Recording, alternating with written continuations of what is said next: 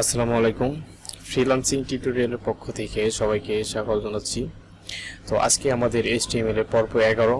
তো গত পর্বে আমরা আমাদের ওয়েবসাইটে কিভাবে লিংকস ব্যবহার করতে হয় সেই বিষয় নিয়ে আলোচনা করেছি। তো আজকে আমরা নতুন কিছু নিয়ে হাজির হয়েছি, সেটা হচ্ছে ইমেজ। আমাদের ওয়েবসাইটে কিভাবে আমরা ইমেজ ব্যবহার করব সেই বিষয় নিয়ে আলোচনা করব।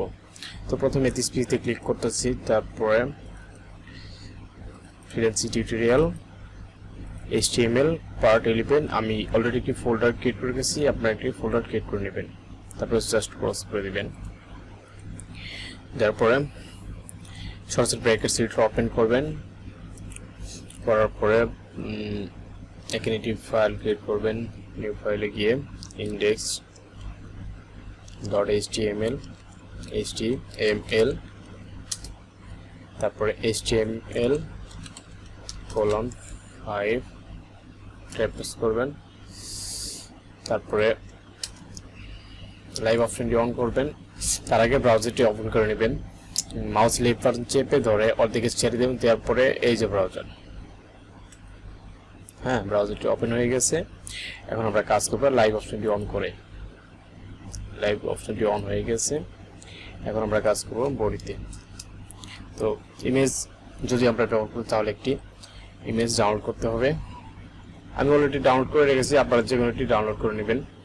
তো আমাদের ইমেজটি হচ্ছে ফরেস্ট, কোথায় যেন আচ্ছা খুঁজে পাচ্ছি না, আমরা অলরেডি ডাউনলোড করে নিব ফরেস্টের একটা ইমেজ। ফরেস্ট, আচ্ছা এটা আমরা ডাউনলোড করব। ভিউ ইমেজ গিয়ে Ctrl+S, এটা আমরা রিনেম করব SK দিয়ে। আমাদের ফোল্ডারটি হচ্ছে HTML এর পার্ট 11, ঠিক আছে, সেভ করে দেব, কারণ এটি আমরা ওই জায়গায় থাকতে হবে, তাহলে আমাদের ওয়েবসাইটে শো করবে। তো এখানে একটি ট্যাগ ইউজ করতে হবে, img ট্যাগ, লেজেন্ড গ্রেটার এর ভিতরে img। এই img ট্যাগের ভিতরে একটি অ্যাট্রিবিউট ইউজ করতে হবে, সেটি হচ্ছে সোর্স অ্যাট্রিবিউট। জাস্ট স্পেস দিবেন, src ইকুয়াল ডাবল কোটেশন এর ভিতরে আমরা যে ইমেজটি ডাউনলোড করেছি বা রিনেম করলাম সেটি SK দিছি। এই ফোল্ডারে রয়েছে, তাহলে রয়েছে সেজন্য এখানে শো করছে। তো এর মিনিংটা হচ্ছে, ইমেজের মিনিংটা হচ্ছে sk.jpg। দেখতে পাচ্ছেন আমাদের ব্রাউজারে ইমেজটি শো করেছে। এখন এটা যদি আমাদের যে পার্ট 11 এর ভিতরে এই ফোল্ডারে না থেকে যদি আরেকটা ফোল্ডারে থাকে তাহলে সোর্স বলে দিতে হবে।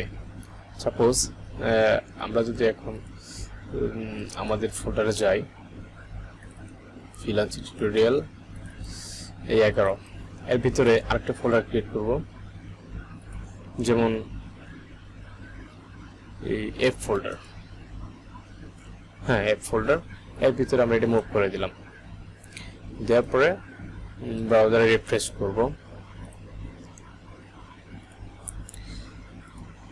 দেখতে পাচ্ছেন ব্রাউজার খুঁজে পাচ্ছে না। গুগল বা এসইওর ক্ষেত্রে যখন লাগে ইমেজ কখনো যদি না পাই তাহলে অল্টারনেটিভ একটি টেক্সট ব্যবহার করা থাকে, ইমেজের নাম শো করে। তো আমরা যে রিলেটেড ইমেজ ব্যবহার করব সেই রিলেটেড একটা নাম ইউজ করব, যে নামটা এখানে ইউজ করব। জাস্ট এখানে একটা স্পেস দিয়ে টেক্সট ইউজ করব, alternative text ALT equal double quotation এর ভিতরে, যেমন গাছের পিক, যেহেতু ফরেস্ট বা যে কোনো রিলেটেড নামটি হবে। আচ্ছা আমি একটি নাম দিচ্ছি ট্রি। এখন সার্চ করবো, রিফ্রেশ করবো। দেখতে পাচ্ছেন গুগল যেহেতু আমাদের ইমেজটি খুঁজে পাচ্ছে না, তার জন্য যে আমরা অলরেডি একটি টেক্সট ইউজ করেছি সেটি শো করছে। তো খুঁজে পাচ্ছে না, এটি খুঁজে পাওয়ার একটি উপায় আছে, যে আমরা যে ফোল্ডারের ভিতরে রেখেছি সেই ফোল্ডারে এখানে বলে দিতে হবে।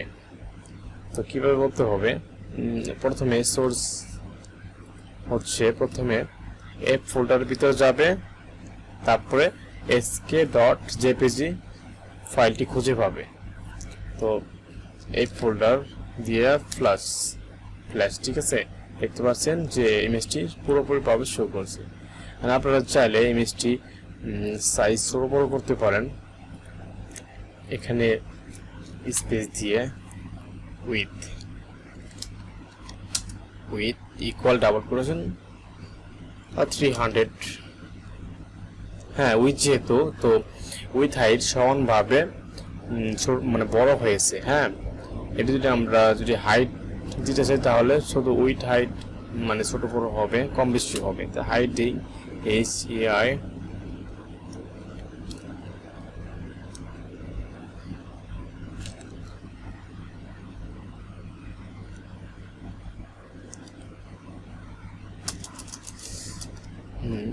হাইটটা যদি দিতে চাই তাহলে এই ইকুয়ালের বাইরে দিতে হবে আমি সরি ভুল করেছিলাম হ্যাঁ এখন হাইট দিব হাইট ইকুয়াল ডাবল কোটেশন এর ভিতরে আমি 400 দিচ্ছি দেখতে পাচ্ছেন ইমেজটা লম্বা হয়ে গেছে দেখতে খারাপ দেখা যাচ্ছে তাহলে আমাদের উচিত যে আমরা উইথ রাখবো উইথে সমানভাবে মানে থাকে স্পেসিফিক সাইজটা দেওয়া থাকে মানে অটোমেটিক ভাবে থাকে ছোট বড় করা লাগে না তো এই ছিল মানে আমাদের নিজের সার্ভারে রেখে বা হোস্টে রেখে নিজের মানে সেলফ হোস্টে রেখে ইমেজ ব্যবহার করা তো আমরা অন্য ওয়েবসাইট থেকে আমাদের ওয়েবসাইটে ইমেজ ব্যবহার করতে পারবো সেই স্টেপটা দেখবো এখন তো এগুলো আমরা কেটে দেব ওটা কেটে আচ্ছা কেটে দিচ্ছি তারপরে আবার আনবো এখন আমরা এখানে সার্চ করব গুগলে নিউ ট্যাব ওপেন করার পরে গুগলে সার্চ করব ফরেস্টে গিয়ে যেমন এই পিকটা অন্য ওয়েবসাইট রয়েছে এটা আমরা ডাউনলোড করা ছাড়াই ইউজ করব এটি তো কিভাবে এই যে লোডিং হচ্ছে হ্যাঁ এটি তো এখানে মাউসের রাইট বাটন ক্লিক করে এই যে কপি ইমেজ লোকেশন হ্যাঁ কপিগুলো এখন কেটে দিবেন কেটে দেওয়ার পরে এটি আমরা ছোট করব করার পরে এখানে img tag less than greater than img less than greater than এর ভিতরে img সরি আমি একটু অন্য কাজে ব্যস্ত তাই একটু উল্টাপাল্টা হচ্ছে স্পেস src আপনাদের বোঝানোর স্বার্থে বারবার এগুলো লিখতেছি তো